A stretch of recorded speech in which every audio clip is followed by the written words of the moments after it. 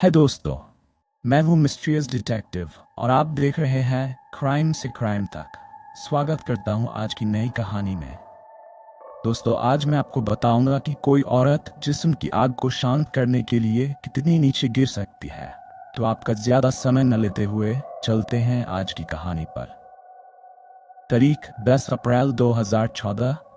Subroto park Delhi के रहने वाली सुधा गुप्ता अपने पति को लेकर अस्पताल पहुंचती है। दरअसल उन्हें अपने पति के सीने में हो रहे दर्द का इलाज कराना था। इसी समस्या को लेकर वह डॉक्टर से मिलती है। वह डॉक्टर को बताती है कि उनके पति के सीने में अधिक शराब पीने से दर्द हो रहा है। डॉक्टर उनके पति को देखते हैं, उन्हें मृत घोषित कर देते हैं। ये सुनकर सुधा चीख कर रोने लगती है। चूंकि सुधा ने अपने पति की तबीयत खराब होने की बात की थी, इसलिए डॉक्टर ने पुलिस को फोन करके सारी जानकारी दी। पुलिस बिना देर के तुरंत अस्पताल पहुंच जाती है और जांच पड़ताल शुरू करती है और उसके बाद उसको पोस्टमार्टम के लिए भेज देती है। पुलिस सुधा से बातचीत करती है। यहाँ भी सुधा अपने पति की तबीयत खराब होने की बात दोहराती है। इसके बाद पुलिस अपना काम निपटा कर वहाँ से चली जाती है। इसके बाद जब अश्वा की पोस्टमार्टम की रिपोर्ट पुलिस के पास आती है तो उसे देखकर पुलिस को हैरान हो जाती है।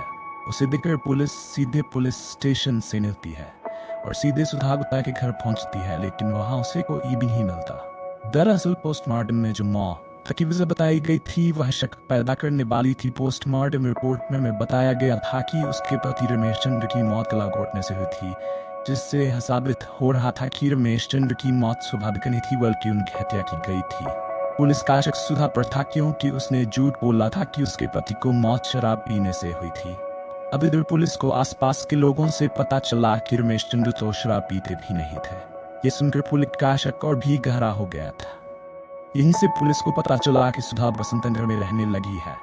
पुलिस बहुत हनता से इस केस में जुट चुकी थी। पुलिस ने सबसे पहले सुधा की कॉल डिटेल निकलवाई, जिसमें पुलिस को एक नंबर देखा जिससे घटना वाली रात से लेकर अब तक 8 बार बात हुई थी। पुलिस अब इस नंबर की डिटेल निकली तो पता चला कि वह नंबर पड़ोस में रहने वाले एक 14 साल के लड़के का था। अब पुलिस इन दोनों पर निगरानी रखती है।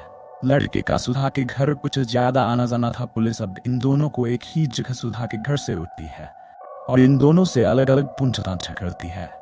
पहले तो सुधा को सीधा उत्तर नहीं देती है, लेकिन वह पुलिस सख्ती दिखाती है तो सुधा टूट जाती है और इसके बाद वह जो कहानी सुनाती है वह पति पत्नी के रिश्ते को कलंकित करने के लिए काफी होती है। अब धीरे धीरे करके पूरी कहानी बताना शुरू करती है। वह बताती है कि वह अपनी शादी से खुश नहीं थी क्योंकि उसका पति उसे रात में पूर्ण रूप संतुष्ट नहीं कर पाता था, जिससे उसे वैवाहिक जीवन का सुख नहीं मिल पा रहा था। इसी के चलते इन दोनों के बीच झगड़ा बढ़ने लगे।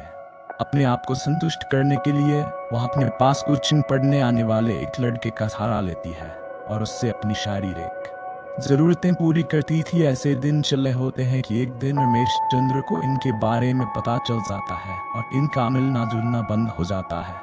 इसी से परेशान होकर सुधा उस लड़के के साथ मिलकर रमेश को मरने का प्रयास करती है। वह उसमें कामयाब हो जाती है। वह आगे बताती है कि एक दिन उसने वही लड़के को घर बुलाया और दोनों ने मिलकर रमेश की हत्या कर दी। पुलिस फौरन सुधा को अरेस्ट कर लेती है और उस लड़के को सुधा गृह भेज देती है। तो दोस्तों, देखा आपने कैसे सुधा ने अपनी खुशी के लिए अपने ही पति की हत्या कर दी।